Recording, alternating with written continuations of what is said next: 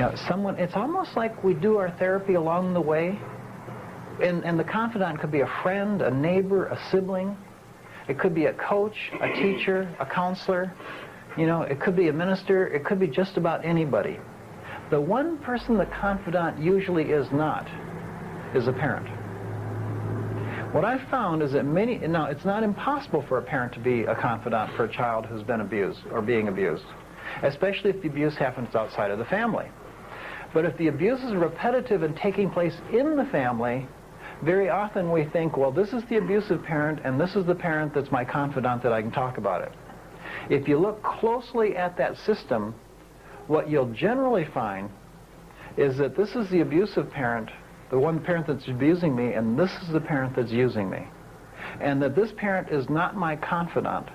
I am this parent's confidant. This parent is not there taking care of me. I am there for and taking care of the parent. It's usually a role reversal. And the parent that is the least abusive, we often bond to and protect. And I'm going to talk more about that this afternoon or tomorrow.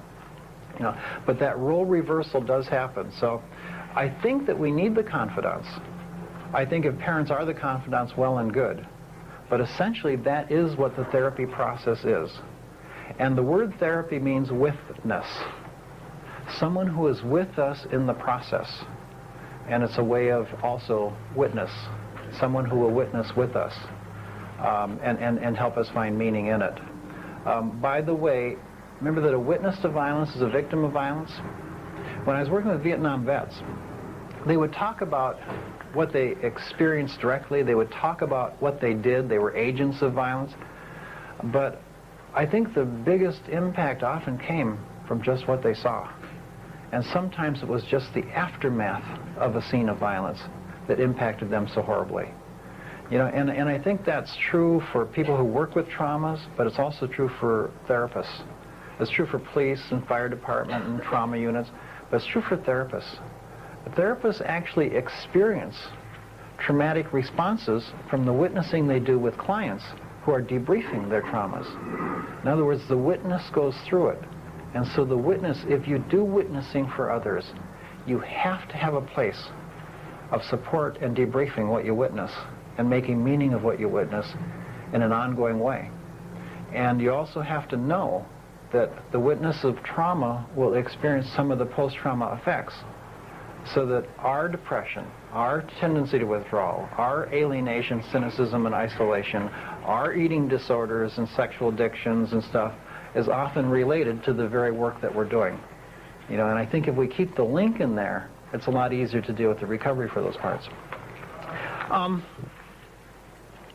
Besides, any questions on trauma? Yes.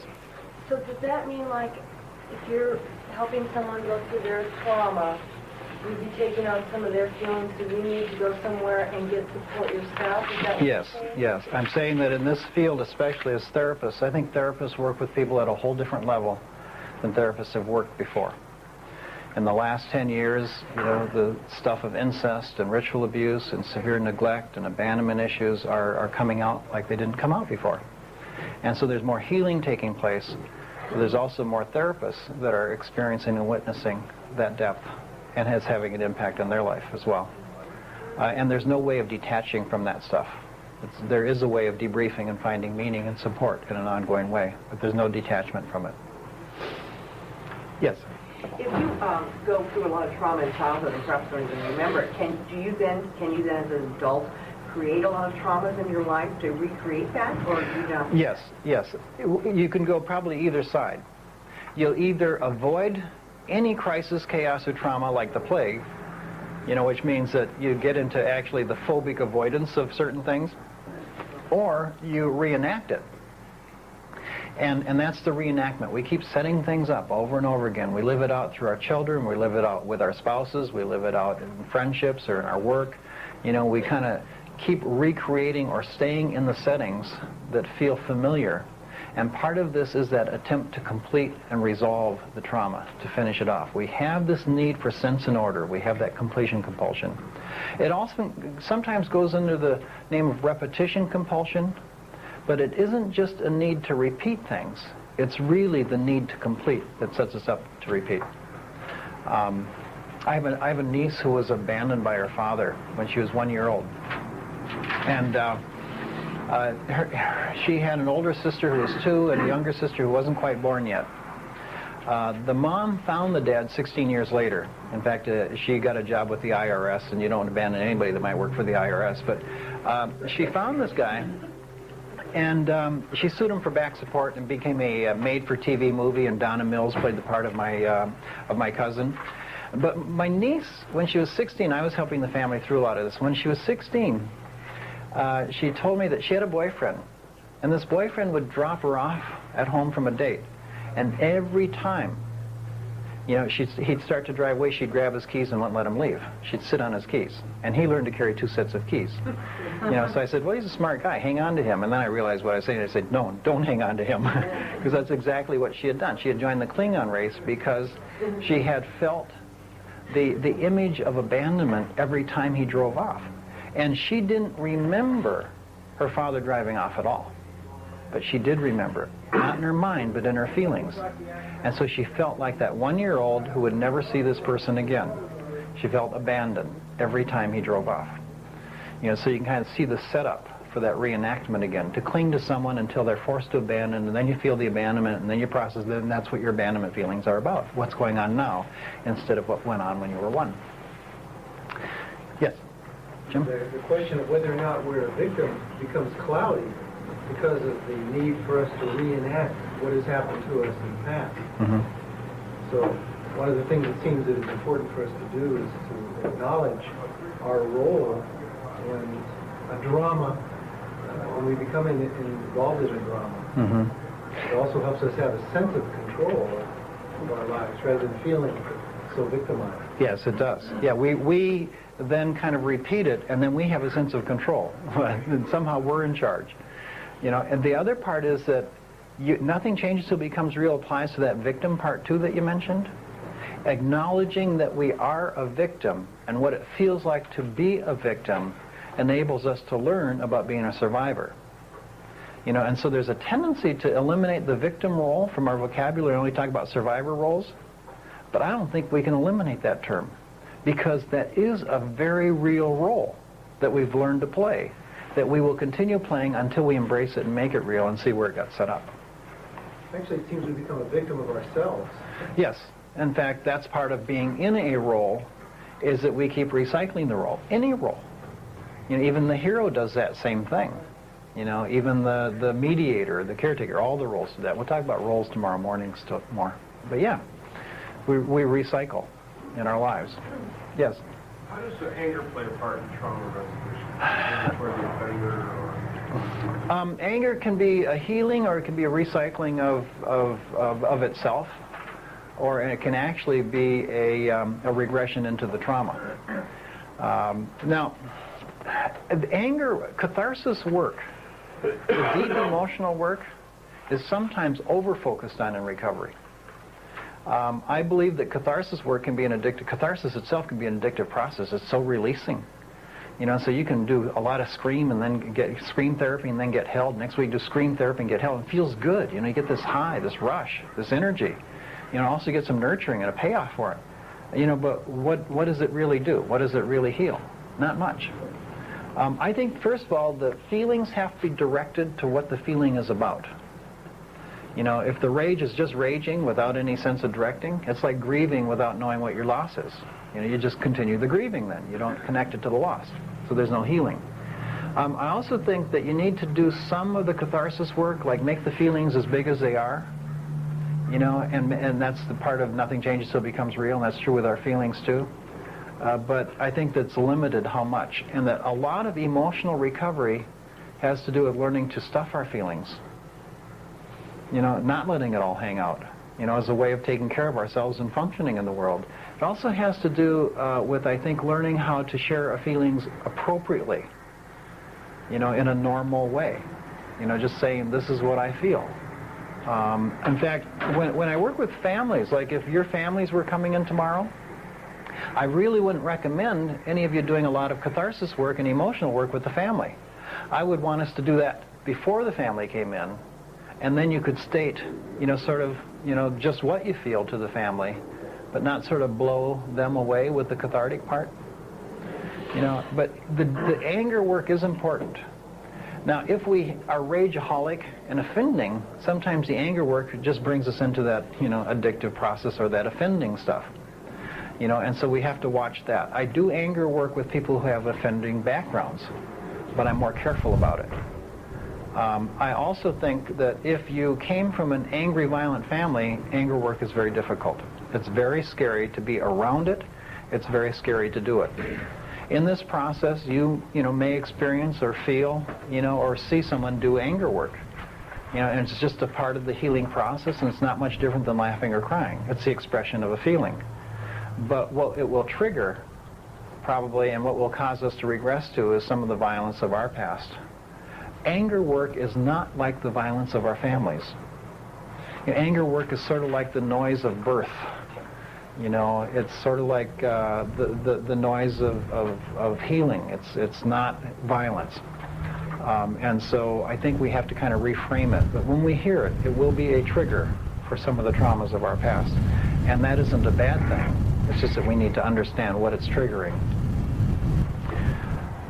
Yes, Gary. What is the connection between abandonment and addiction? The connection between abandonment and addiction is that the abandonment is a trauma, and that we have all the emotional impact of the abandonment that we can't sort out. We don't get to grieve the loss. Usually we don't get to understand and do closure on the loss, and so we're set up to have to medicate the feelings and also medicate sort of the impact overall of the abandonment, which will be a feeling of low self-esteem and shame because there's something wrong with me that I was abandoned, which will be some of the depression and withdrawal and not being able to connect. So we'll keep medicating that and use addictions to avoid. Can you have an abandonment in your childhood, real like 1 or 2 years of age? Yes. And it not be a lifetime abandonment, but just a trauma period of Sure. time? Okay, can you have an abandonment occur very early as an incident and then not sense that it's a lifelong thing? Yeah. What it will probably, yeah, you can have that.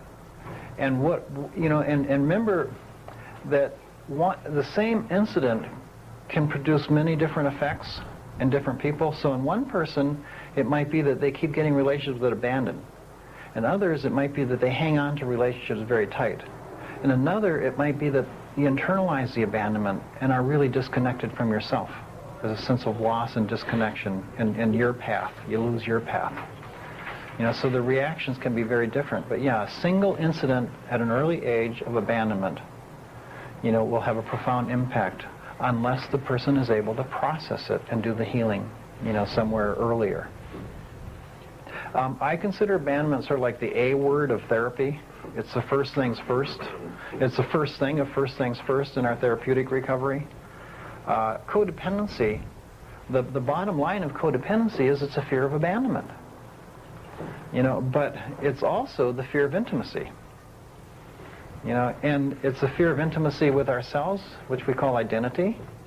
It's a fear of getting connected to others because then they can abandon us. So when we're afraid of intimacy and we're afraid of abandonment and we're afraid of ourselves, it makes life difficult, to say the least. We will probably, if we've been abandoned, keep people somewhat at bay. That's a very common response. Just a little, pushing out. And then we always feel like no one is really there for us or connected to us. Any other questions about... Okay, so somebody had asked something about memory before, too. It's hard to do a program like this if you survive by blanking out all that childhood stuff. And then all of a sudden, we're supposed to talk about it, and we don't remember it. Well, I know that I survived by forgetting most of my childhood. In fact, when I got into therapy, I actually made one up. It's like, what the hell, they want a childhood? I'll give you a childhood.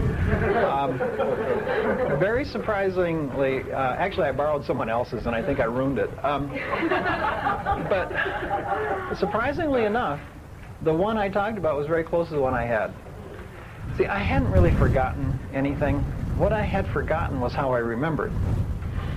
And children don't learn so much cognitively as they do emotionally.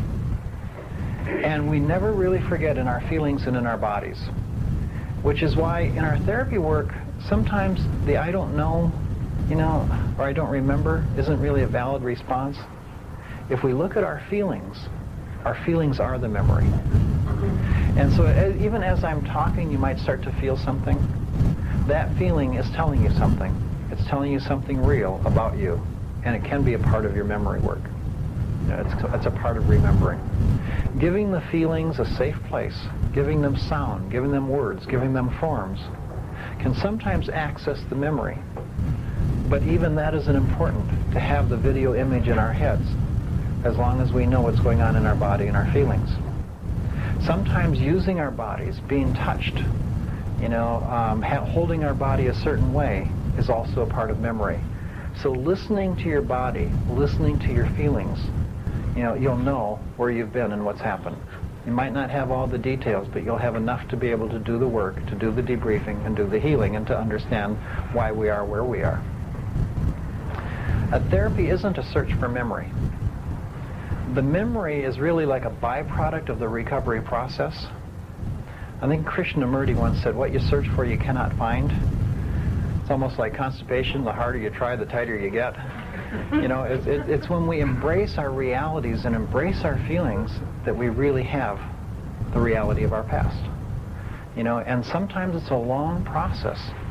You go through this program. If this is like the first program you've gone through, you'll probably make some connections and realize some things and understand, and it's not like from the outside, it's from the inside that you'll get that. You have all the answers, to have whatever kind of lifestyle fits for you and is healthy for you. You have it within you. Sometimes it's facilitated by information and support and other people's stories, but it's in you. But, at 3 years down the line, you might remember something that'll, like say, oh, wow, that happened? Usually what we remember and start to deal with is the tip of the iceberg of what went on, of what happened. And I don't do this to scare you, because you'll have those memories as you're able to process and as you find support for the memories. And that you have that strength within you, but we still need the network of support outside.